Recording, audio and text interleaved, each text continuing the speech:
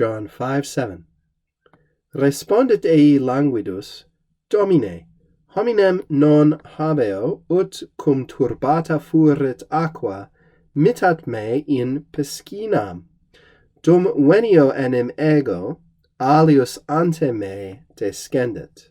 The ill or disabled man answered him, Sir, I do not have a person to put me into the pool when the water will have been stirred up.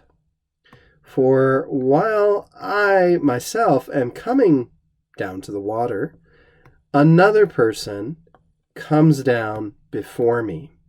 So we're continuing here the story of the healing at the pool of Bethesda, and we hear a little bit of the difficulties involved with trying to get down into the pool for this person. We heard a little bit earlier about the pool's apparent special qualities and so forth.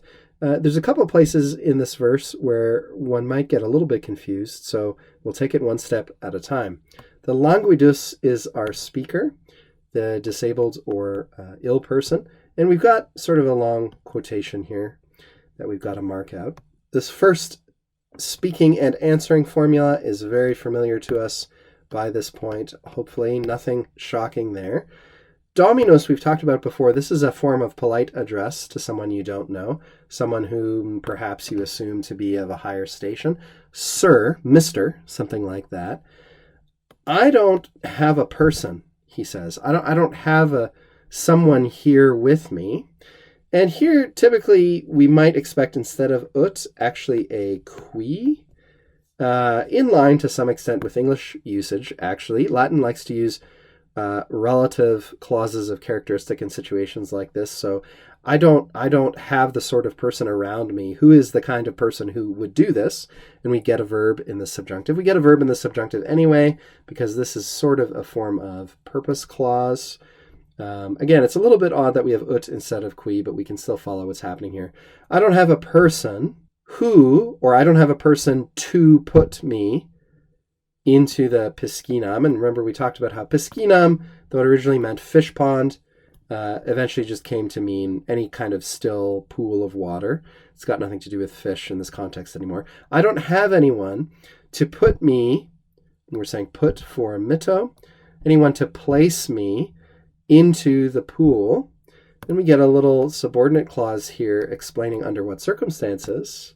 Whenever, and cum here probably doesn't just mean when, but whenever of repeated action, because this is a thing that happens all the time, that the water apparently is disturbed. Whenever the water, aqua, subject of this subordinate clause, then we have a future perfect from sum esse, will have been stirred up. Future passive perfect. When the water will have come into a state of being disturbed. We would say perhaps most accurately, we'd say it a little bit different in idiomatic English, of course, but I just want you to see how all of this is fitting together. Then he goes on to say, it would be nice perhaps if I had such a person, but I don't. And here's the problem that causes. Ego, and remember, generally, when you see these personal pronouns appear, they're very emphatic. For, and so he's giving the reason why this is a problem. I, while I'm coming, that is to the edge of the pool, into the pool, another person, some alius homo, some other person who's there at the pool who wants a healing of their own, ante me.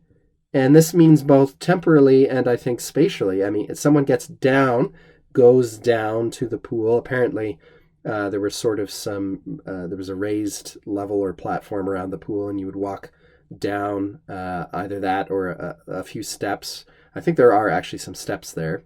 I mentioned in an earlier video, I've been to this place, and so I'm trying to remember how it looks. But you would walk down some steps into the pool.